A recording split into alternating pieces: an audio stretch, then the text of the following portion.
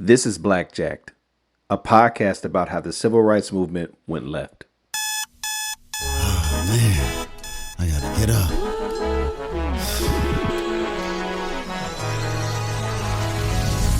I gotta go. Ooh. I gotta go. I gotta go. I gotta go.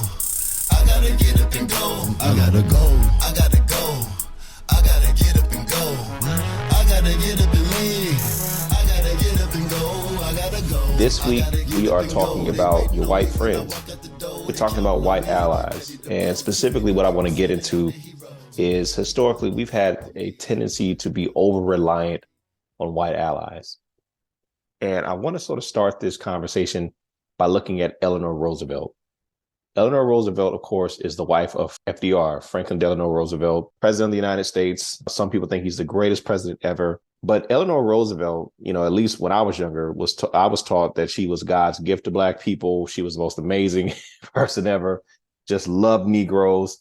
Eleanor Roosevelt was seen as actually more progressive than even her husband on civil rights. And she actually spoke out. I mean, she used her platform as a very powerful white woman to speak out in support of civil rights at that time. There's a lot of controversy historically about the New Deal. There's a mixed reaction to the New Deal. Was it helpful for Black people? Obviously, there was some level of discrimination in some of these programs. People who rock with Roosevelt will say, look, he's dealing with a lot of Southern senators and he needs to get something done. These Southern senators are really to blame for when the New Deal excludes like Black domestic workers, for example. They can't get relief for Black farmers. They're not included. They will say, hey, man, it's not because FDR was a racist. He's dealing with a lot of racist senators from the South. But Eleanor Roosevelt actually inspected New Deal programs in the South, and she concluded that there was discrimination against Blacks. And she was the only voice in that administration, her husband's administration, that insisted that people of all races should benefit equally. She invited people to the White House, Black folks. This was a huge deal at the time. She actually resigned from the Daughters of the American Revolution.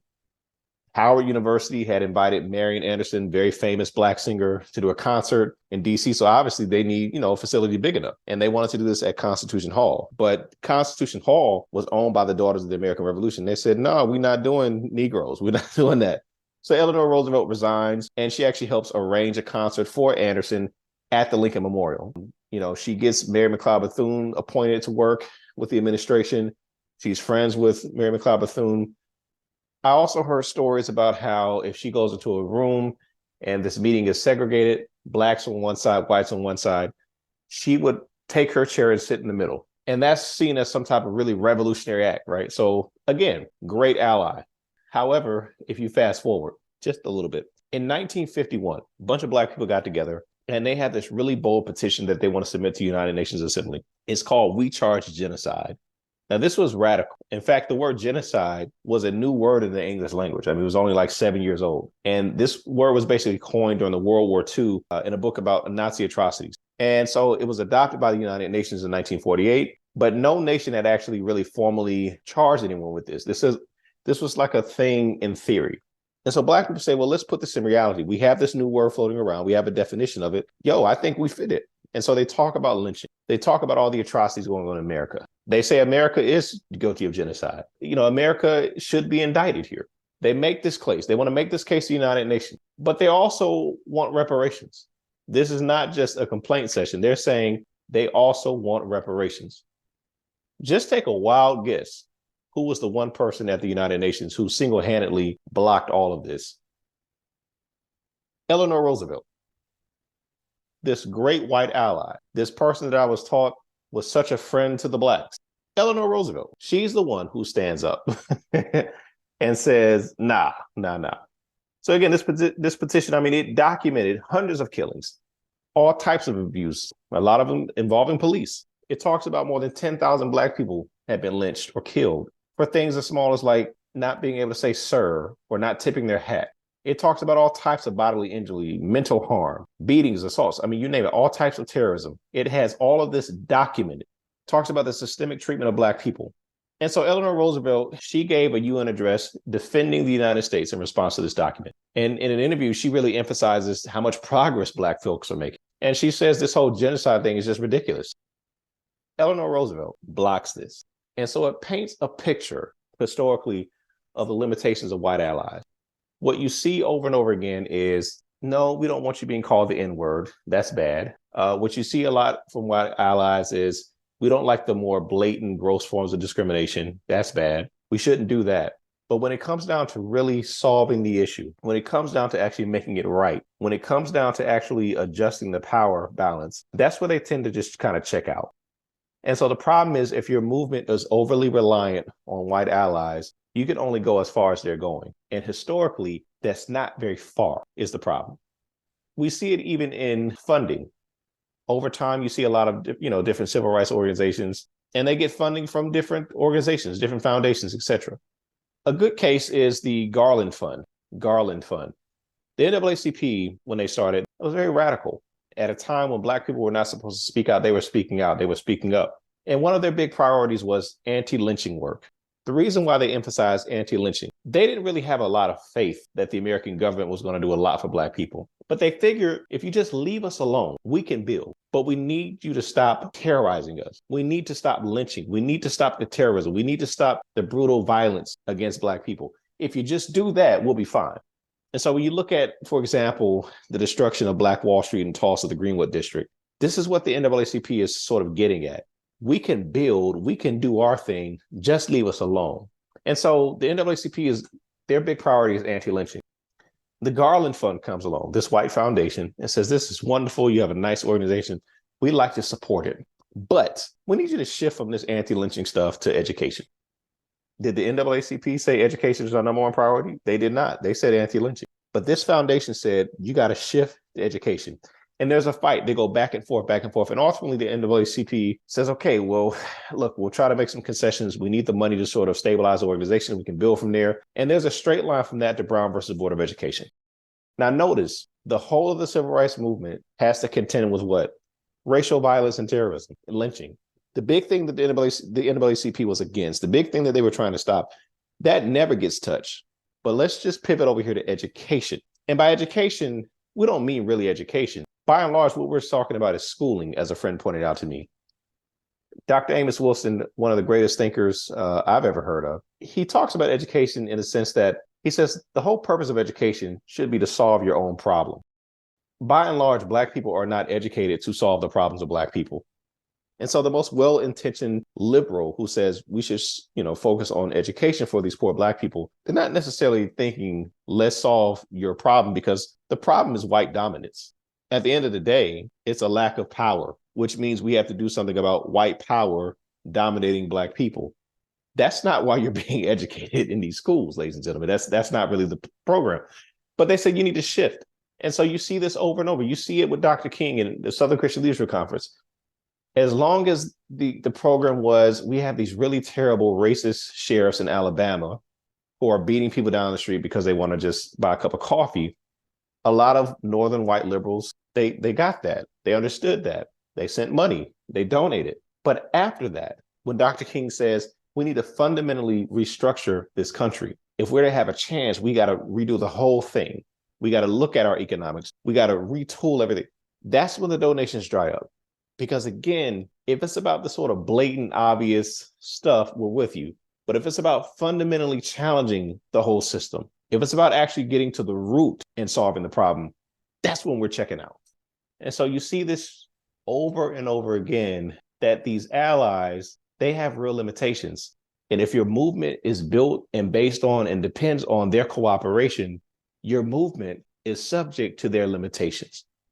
So if your goal is reparations, you better check who your allies and your friends are. How far are they going? If your goal is to undo the whole reality of white dominance, if your goal is for Black people to have self-determination, to wake up and be able to decide what happens in my life, what happens in my community, what happens with my children, do your allies have the same goals? Because if they're not going there, your movement's not going there. And if you think about it, it's not that they're bad or evil people on the surface. They're just people. They're human. Humans act based off of what? Self-interest. If I benefit from exploiting another country, why would I not do that? If I benefit from oppressing somebody else, like if you walk up to a slave owner back in the day who has hundreds of slaves and is wildly wealthy, just has all types of money everywhere, you say, you know what? This is unjust. You should release all of your quote unquote property. Their instinct is not going to be to do that. Why? And so rich people who give money to foundations, they're not funding work that's going to actually create a just world, because more than likely I benefit from the injustice. I benefit from oppressing somebody. So I'm not going that far. And yet these are the people that you continually choose to be your allies, and you attach your movement to them and hope that they'll bring you to the promised land. You hope by having their white faces present that somehow this movement is going to go further. It might go further, but further in what direction? Because the NAACP wanted to do something about lynching. They went a lot further, but not in the direction that they were trying to go. So when you talk about allies, I think about somebody named John Brown in history.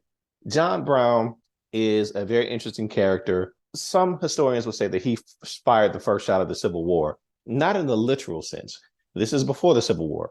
He's the guy who leads the raid on Harper's Ferry. He's a white guy. And at some point in his life, he feels that God has called him to do something about slavery. He commits his life to this. Now, he's a failure in everything he tries to do in business and everything else, but he decides God has chosen me. I'm out here. We're doing it. He does this in bleeding Kansas when like there's a whole bunch of fighting over slavery, Kansas-Nebraska Act. He's out there fighting. He's out there risking his life. And then he decides, let's go to this federal arsenal at Harper's Ferry, West Virginia. Let's get these weapons. Let's arm the slaves. We're going to have a big uprising. We're going to kill everybody and set everybody free. Amen. He goes to Frederick Douglass like, yo, this is my plan. And Fred's like, look, that's not my ministry. I'm going to let you do that. Fred is not about it. And in the end, Fred says, I could live for the slave, but John Brown could die for the slave. So John Brown goes on his plan, and it doesn't go well. And he ends up getting captured. Ironically, the guy leading the U.S. Army forces to put down this rebellion is Robert E. Lee, who becomes a great, Confederate general down the line. Whole nother story. They captured him and they put him to death for treason. If I'm correct, I think he's like the first person ever executed for treason in this country, ironically. John Brown, that's an ally.